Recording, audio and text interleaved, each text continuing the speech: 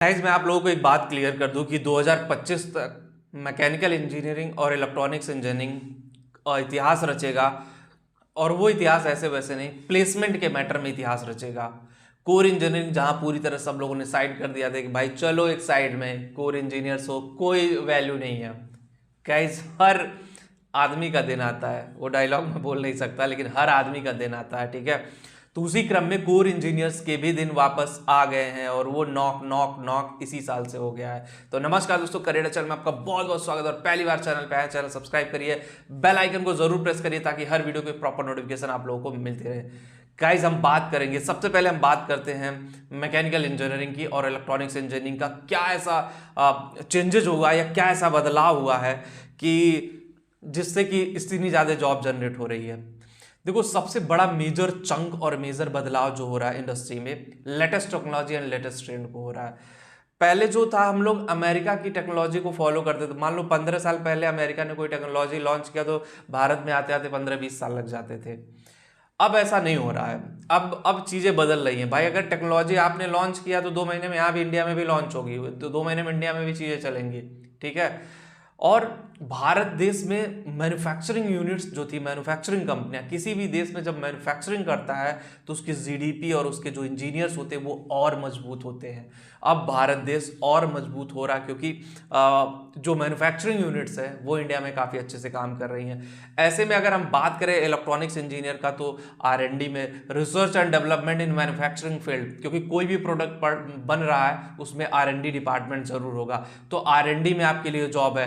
Desktop support engineer, भाई product कोई बन रहा तो उसका सपोर्ट तो देना ही पड़ेगा, डेस्कटॉप सपोर्ट इंजीनियर है। सॉफ्टवेयर एनालिसिस, भाई एनालिस्ट जो होते हैं सॉफ्टवेयर, मान लो कोई डिवाइस बन रही है, मान लो एक फोन ही बन रहा है, उसको एंड्रॉयड का कौन सा वर्जन पढ़ रहा है, एंड्रॉयड एप्लीकेशन कौन कौन से पढ़ रहे हैं, तो उसकी टेस्टिंग जो होती है वो टेस्टर होते हैं, वो टेस्ट करते हैं। एनालॉग एप्लीकेशन इंजीनियर होते हैं। उसके अलावा अगर हम बात करें टेक्निकल डायरेक्टर होते हैं, डिज़ाइन इंजीनियर होते हैं। कोई भी चीज़ बन रही है, चाहे लैपटॉप हो, फ़ोन हो या कोई भी डिवाइस बन रही है, उसको डिज़ाइन करने वाले इंजीनियर होते हैं। उसी क्रम में अगर हम मैकेनिकल इंजीनियरिंग की बात करें तो मैकेनिकल में भी डिजाइनिंग है। मैकेनिकल में भी जो मैन्युफैक्चरिंग यूनिट्स है, पावर प्लांट है, उसके बाद फिर आपको जो इलेक्ट्रिसिटी जहाँ जनरेट होती है, प्राइवेट पावर प्लांट, वहाँ पे भी अपॉर्चुनिटी है। उसके अलावा देखो मैकेनिकल में जो आपको सर्वे इंजीनियर होते हैं उसमें भी स्कोप है। उसका टेस्टिंग इंजीनियर जो गाड़ियों के टेस्ट करते हैं वो, उसमें भी स्कोप है।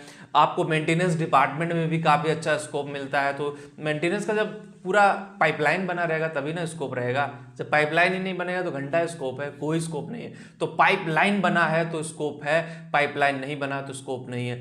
तो जब अपने देश में बहुत सारे लार्ज स्केल पे टाटा, मारुति, सुजुकी के अलावा कोई कंपनी ही नहीं नजर आती थी, अब देख लो एसयूवीज लाइन से मैन्युफैक्चरिंग हो रही है। एसयूवीज कंपनीज कितनी ज़्यादा मैन्युफैक्चरिंग यूनिट्स खोल रही हैं, कितने ज़्यादा प्रोडक्ट मैन्युफैक्चरिंग हो रहे हैं, सेमी कंडक्टर तक की मैन्युफैक्चरिंग इंडिया में हो रही है।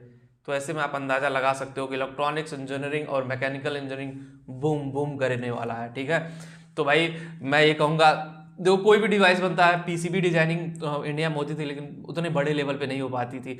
पीसीबी की डिजाइनिंग होती थी, बहुत सारी कंपनियां थी जिसमें पीसीबी डिजाइनिंग होती थी। तो धीरे धीरे उसका स्कोप बढ़ रहा है। तो जैसे जैसे भाई स्कोप बढ़ेगा, डिवाइस मैन्युफैक्चरिंग होंगी, टेस्टर होंगे, एनालिस्ट होंगे, इंजीनियर्स होंगे, प्रोग्रामर होंगे, टेक्निकल सपोर्ट होंगे, ये बहुत सारे मल्टीपल जॉब, एक नहीं, एक टाइप की जॉब नहीं, मल्टीपल जॉब। पहले हम 2 ही टाइप की जॉब देखते थे, तो भाई डिजाइनिंग में चले जाओ, ऑटोमेशन में चले जाओ या फिर मेंटेनेंस में चले जाओ, भी बहुत कम लोग होते थे, ठीक है।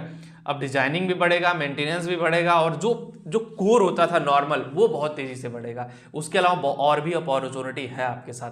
तो वीडियो में इतना ही। होप गाइस वीडियो आपको पसंद आई होगी। जो लोग टेलीग्राम पे हो वो भी जाके ज्वाइन करें, लिंक डिस्क्रिप्शन में है। और जिनको भी करियर काउंसलिंग चाहिए, मेरे से बात करनी है, किस तरह से करियर को आगे लेके जाएं, किस तरह से करियर आगे जाएगा, तो वो लोग भी बात कर सकते हैं। मिलते हैं आपसे नेक्स्ट वीडियो में। Thank you.